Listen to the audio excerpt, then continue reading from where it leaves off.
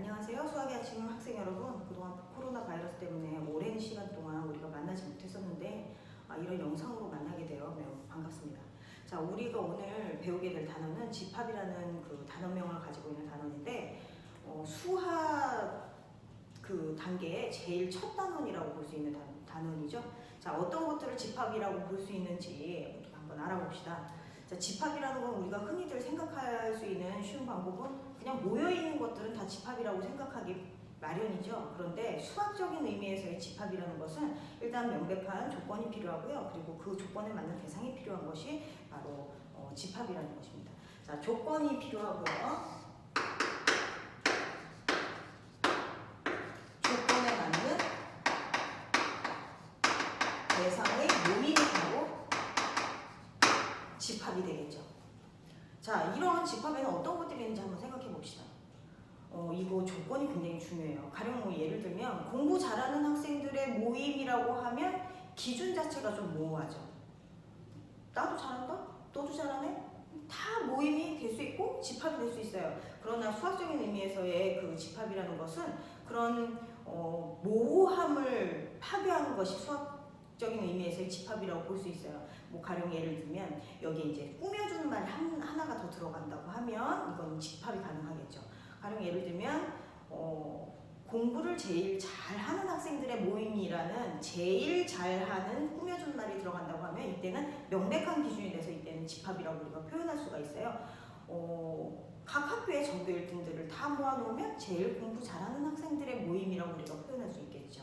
자, 이런 그 대상에 대한 조건이 명백한 것들을 바로 집합이라고 합니다. 자, 그러면 집합을 이루고 있는 가장 기본적인 것부터 한번 배워볼게요. 자, 집합을 이루고 있는 요소를 이름하여 뭐라고 얘기하느냐면 원소라고 표현을 해요. 원소. 자, 가만히 보면 대한민국의 원소가 되겠죠. 그죠? 또 뭐 수학의 아침의 한 원소가 될 거예요. 수학의 아침이라는 그 집합의 한 원소가 될 거예요. 자, 이렇게 그 집합을 이루고 있는 낱낱 하나하나의 요소들을 바로 원소라고 표현을 합니다. 자, 그 다음에 그럼 이 원소를 표현할 때 어떻게 표현을 하느냐. 사실 집합이라는 단어는 기호학문이라고 볼 수 있어요. 기호로 나타나는 그 경우가 굉장히 많거든요. 자, A라는 어떤 집합이 있는데 그 안에 스몰 a와 스몰 b가 이 집합 A를 이루고 있다고 하면 이 A는 집합 A의 요소가 될 수 있겠죠. 이루고 있는 원소가, 그래서 원소라는 이름을 씁니다. 그래서 A라는 애가 집합 A의 원소가 된다. 삼지창 짝대기 3개 이렇게 써요. 요거 나중에 이제 부분집합 넘어가면 부분집합과 약간 헷갈릴 수가 있거든요. 그러니까 너네들이 잘 기억을 해줘야 되는 부분이에요. 자, 그런데 C라는 애는 지금 A의 원소예요? 아니에요? 자, 이 집합 안에 C라는 원소를 볼 수가 없죠. 그죠? 자, 그래서 이때는 원소가 아니다라고 표현해서 짝대기 하나 이렇게 그어주면 바로 C는 A가 A의 원소가 아니다라고 표현할 수 있어요. 자, 원소는 다음처럼 표현할 수 있겠네요. 그죠? 자, 그 다음에 이제 본격적인 집합을 이루고 있는 것들이 어떤 것들인지 우리 한번 알아봅시다. 첫 번째, 집합의 표현.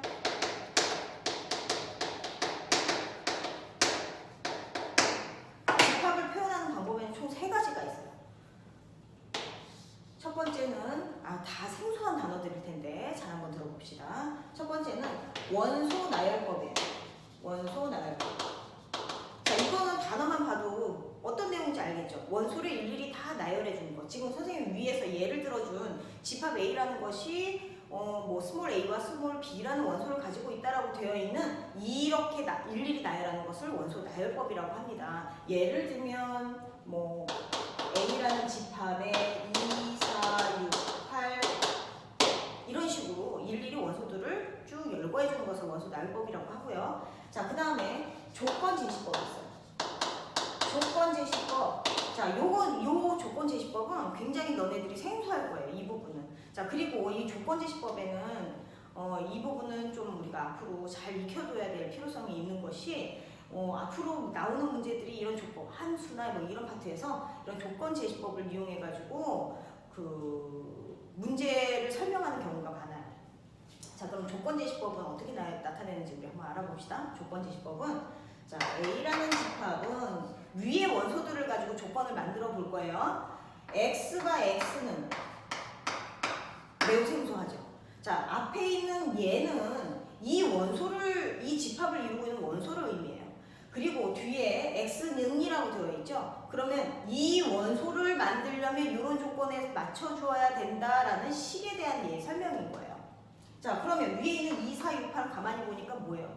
여러 가지로 설명할 수 있긴 하겠지만 짝수처럼 보이죠? 10 미만의. 그래서 10 미만의 짝수 이런 식으로 표현해 준다고 하면 이게 바로 원소 조건제시법이라고 설명할 수가 있어요. 자, 그 다음에 이제 세 번째는 뭐냐면 이것을 그림으로 설명해 놓은 것이 있는데 그게 바로 뭐냐면 벤 다이어그램. 벤 다이어그램은 어떤 식으로 표현하느냐? 굉장히 심플해요. 집합 A에 2, 4, 6, 8이라는 원소가 있다. 2, 4, 6, 8 원소가 있다. 이런 식으로 그림으로 표현해 놓은 것이 바로 벤 다이어그램이라고 할 수가 있어요. 자, 우리가 이제 집합을 표현하는 표현 방법에 대해서는 알아봤죠? 자, 그러면 이제는 집합의 종류에 대해서 한번 알아볼게요. 자, 이 집합의 종류를 우리가 원소의 개수에 따른 종류로 우리가 구분을 해볼 거예요. 집합의 종류, 원소의 개수를 통한 종류. 자, 첫 번째는 무엇이 있냐면 유한 집합. 자, 이름만 들어가도 무슨 의미인지 알겠죠? 유한 집합 뭘까요? 한계가 있는, 즉 다시 말하면 셀 수 있는, 원소를 셀 수 있는 집합을 유한 집합이라고 합니다. 이거는 반대로 얘기해서는 원소를 셀 수 있는.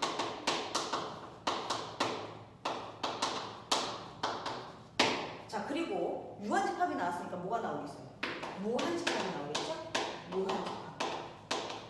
무한 집합은 원소를 셀 수 없는 거겠죠? 유한의 반대니까. 원소를 셀 수 없는 겁니다.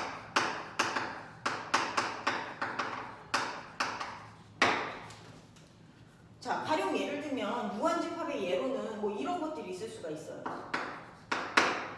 뭐 집합 A는 1, 2 굉장히 많은 원소들이 들어간다 하더라도 100 이런 식이라고 하면 이 집합 안에는 어떤 원소들이 들어가 있는구나. 우리가 그걸 예상을 할 수 있죠. 자, 이런 경우는 무한집합이라고 표현을 해요. 반대로 같은 형태의 문제처럼 보이나 A라는 집합이 1, 2, 3, 4 하고 그냥 점점점으로 끝나버리거나 또 흔한 예로는 집합 A는 우리 배웠으니까 한번 써봅시다. 조건지시법. 집합 A는 X가 X는 4의 배수. 이러면 4의 배수 끝나나요? 끝나지 않죠. 이런 경우를 무한집합이라고 얘기를 해요. 자, 그럼 유한집합에도 뭐 이런 배수 같은 예를 들 수 있겠네요. 뭐가 있을까요? A. 조건지시법 한번 써볼까요? X가 X는 8의 약수. 대표적인 무한집합의 예가 되겠네요. 자, 그 다음에 여기에 2단화 같은 애가 하나 있어요. 자, 공집합.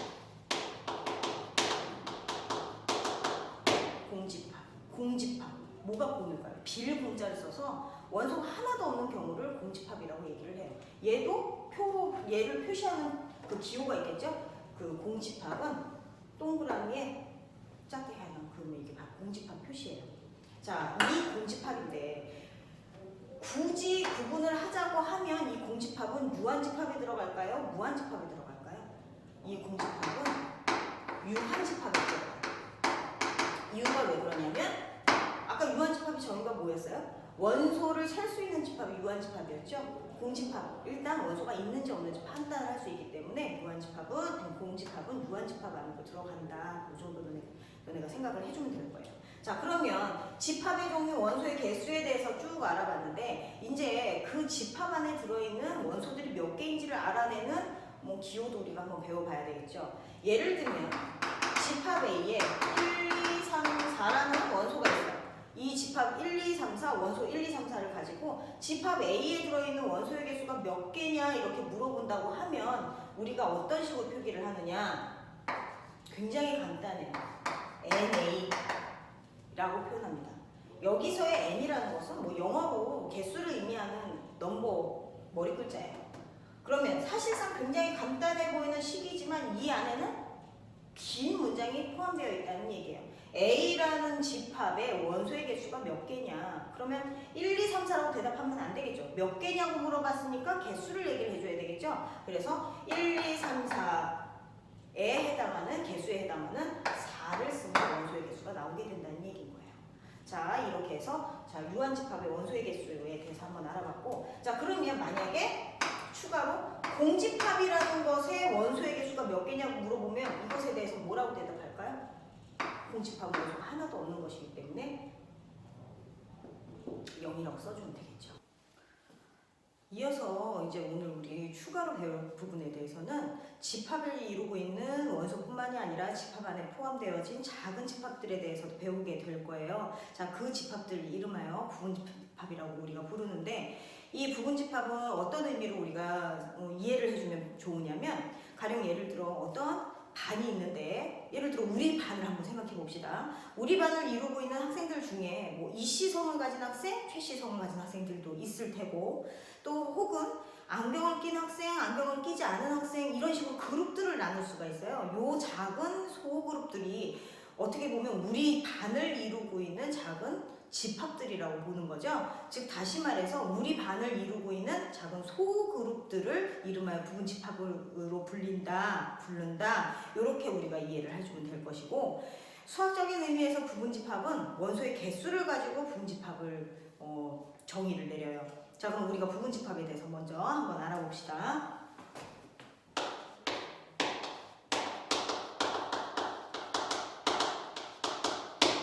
자, 부분집합은 먼저 A라는 집합에 1, 2, 3이라는 원소가 있다고 합시다. 자, 1, 2, 3이라는 원소를 가지고 부분집합을 구해보면 원소의 개수로 우리가 부분집합을 기준으로 삼는다고 했죠. 자, 원소가 하나도 없는 집합을 뭐라고 했어요? 공집합이라고 한다고 했죠. 공집합. 그리고 원소가 하나 있는 부분집합들을 한번 구해봅시다. 부분집합 1, 부분집합 2, 부분집합 3. 자, 그 다음에 원소가 두 개 있는 거 부분집합 1, 2, 부분집합 1, 3, 부분집합 2, 3.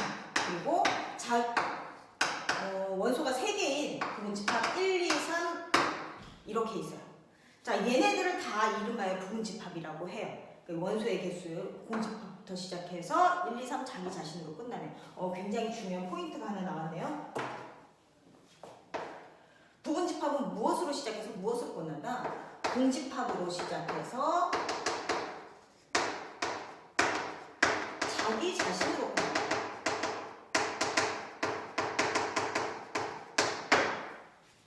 자, 그러면 여기 이 부분집합을 설명하던 중에 자기 자신까지 포함한 집합들을 부분집합이라고 하는데, 내가 나를 포함한다고 얘기하면 조금 웃기죠. 좀 혼돈되는 부분도 있고. 자, 그래서 이제 추가적으로 나온 부분, 진부분집합이라는 얘가 있는데, 이 진부분집합이라는 얘는 전체 부분집합에서 자기 자신을 뺀 것이에요. 내가 나를 포함한다면 뭔가 조금 어색하죠. 진짜 부분집합을 줄인 말 정도라고 생각을 우리가 하면 되겠죠. 자, 진부분집합, 전체 부분집합에서 자기 자신을 뺀 것이다. 그런데 매번 부분집합을 알다 보니 이렇게 일일이 구할 수는 없는 거죠.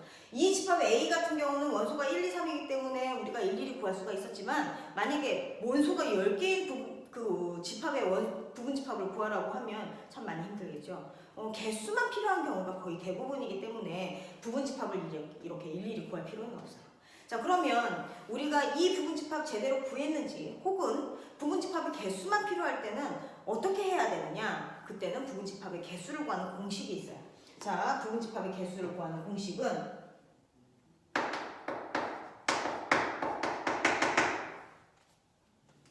부분집합의 개수 구하는 공식은 2의 n제곱이에요. 자, 어떻게 해서 건지 지금 선생님이 설명을 한번 해줄게요. 자, 예를 들어 집합 A에 소문자 A1, A2, A3라는 원소를 포함한 A가 있다고 합시다. 자, 그래서 A1, A2, A3를 포함하는 부분집합은 동그라미, 포함하지 않는 부분집합은 X로 선생님 표현을 해볼 거예요. 자, A1, A2, A3. A1은 포함해요. A2도 포함해요. A3도 포함해요. 자, 이때 부분집합은 모두가 자기 자신의 부분집합이 나오겠죠? 모든 부분집합은 공집합으로 시작해서 자기 자신으로 끝난다. 이렇게 나오겠네요. 자, 그 다음에 두 번째는 A2는 포함하되 A3는 포함하지 않는 다음과 같은 부분집합이 나오겠네요. 그렇죠? 자, 그 다음에 A1은 포함하지만 A2는 포함하지 않고 A3를 포함하는 경우의 부분집합이 나오겠네요. A1, A3. 그리고 포함하지 않는 가운데 A3도 역시 포함하지 않는 A1으로 만들어진 원소 한 개인 부분집합 하나가 만들어지겠네요. 자, 그 다음에 이번에는 A1을 포함하지 않고 A2를 포함하며 A3를 포함하는 경우 부분집합 A2, A3. 그 다음에 A2는 포함하고 A3는 포함하지 않는 A2 원소 하나로 이루어진 부분집합. 그 다음에 A2 포함하지 않으면서 A3도 역시 포함하고 포함하지 않는 다음과 같은 형태가 부분집합 나오겠네요. 다 포함 안 해요. 무슨 집합이라고 얘기해야 돼요? 부분집합이라고 얘기해야 되겠죠. 아까 선생님이 구한 형태랑 거의 비슷한 형태로 구해졌죠? 자, 그런데 여기서 우리가 주목해야 될 부분은 A1도 2개, OX. 그 다음에 A2도 OX 2가지. A3도 OX 2가지. 각각의 경우 2가지씩 가죠. 그래서 경우의 수를 구해보면 2가지가 되기 때문에 이게 세제곱으로 구할 수가 있네요. 여기서 3은 뭘 의미하는 것이죠? 집합 A에 들어있는 원소의 개수를 의미해요. 자, 그러면 우리가 이걸 배웠기 때문에 진부분집합의 원소의 개수도 우리가 구할 수가 있겠죠? 진부분집합의 원소의 개수는 어떻게 따질까요? 원래 부분집합 전체 위에 n제곱에서 자기 자신 몇 개예요? 나는 하나밖에 없잖아요. 소중한 나는 하나밖에 없죠? 마이너스 1 해주면 우리가 진부분집합의 개수까지 구하게 되는 겁니다.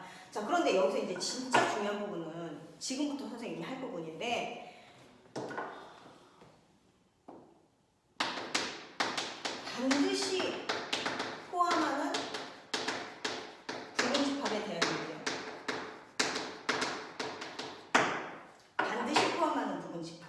자, 반드시 포함하는 부분집합은 예를 들어 A라는 집합 안에 1, 2, 3이라는 원소가 있을 때 원소 1을 반드시 포함하는 부분집합은 어떻게 구하느냐? 자, 좀 재미있는 표현이긴 하지만 1을 제외하고 나머지 것들로 부분집합을 구해볼 거예요. 그러면 2와 3으로 부분집합을 구할 수가 있겠죠? 자, 원소가 하나 더 없는 부분집합, 2 들어있는 부분집합, 3이 들어있는 부분집합, 2와 3이 들어있는 부분집합 이렇게 구할 수 있는데 선생님이 지금 공간을 비워놨어요. 이유가 왜인 거 아니? 우리가 구하는 것은 1을 반드시 포함하는 부분집합이기 때문에 이렇게 살짝 빼놓은 곳에다가 1을 한꺼번에 집어넣기 위함이에요. 이렇게 했더니 1을 반드시 포함하는 부분집합 구할 수 있었네요. 지금 중간 과정 선생님 어떻게 구했어요? 전체 2의 원소의 개수, 2의 원소의 개수 3개가 있었단 말이죠. 그런데 지금 뭘 뺐어요? 1을 뺐어요. 1을 빼서 나온 부분집합의 개수만큼 부분집합 나오게 됐네요. 자, 그럼 이것으로 알 수 있는 거 정리를 하자면 N개 중에 A개를 반드시 포함하고 싶다. 그때는 뭐라고 표현해야 되느냐? 2의 N제곱에서 반드시 포함하고 싶은 원소만큼 지수에서 빼주면 됩니다. 그러면 반드시 포함하는 부분집합의 개수를 구할 수가 있어요. 그렇지만 완전히 빼주는 건 아니라고 했죠. 한꺼번에 뿌려버리기 위한 중요한 과정이라고 우리가 알아두면 되고요. 자, 또 같은 방법으로 반드시 포함하지 않는 부분집합. 얘도 똑같은 방법으로 풀어요. 그런데 의미가 조금 다르겠죠. 2의 n제곱에서 자, B개 중에 n개 중에서 B개를 반드시 포함하지 않기 위해서는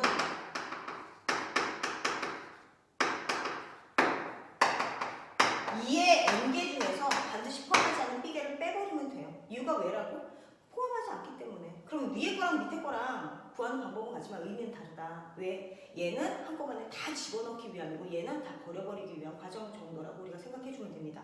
자, 그 다음에 아까 이제 처음에 선생님 설명했었어야 되는 부분인데, 자, 집합 A에 1이라는 부분집합이 포함이 된다, 부분집합이다, 이걸 기호로 어떻게 표현하냐면 이지청으로 표현해요. 이거 어디서 많이 보는 표현이죠. 우리가 처음에 배웠을 때 A라는 것에 1이라는 것이 원소더라, 이루더라 했을 때 우리가 원소 표시를 이렇게 했어요. 이때 삼지창이라고 선생님 설명을 해줬죠. 또한 A가 4라는 원소를 가져요, 안 가져요? 없죠. 그러면 이렇게 낫 표시를 해줬었어요. 이거랑 마찬가지로 집합 A 안에 부분집합 4라는 애가 포함되어 있지 않다 할 때는 이지창하고 낫 기호를 표현해 주면 돼요. 자, 이렇게 해서 오늘 우리 부분집합까지 배워봤습니다.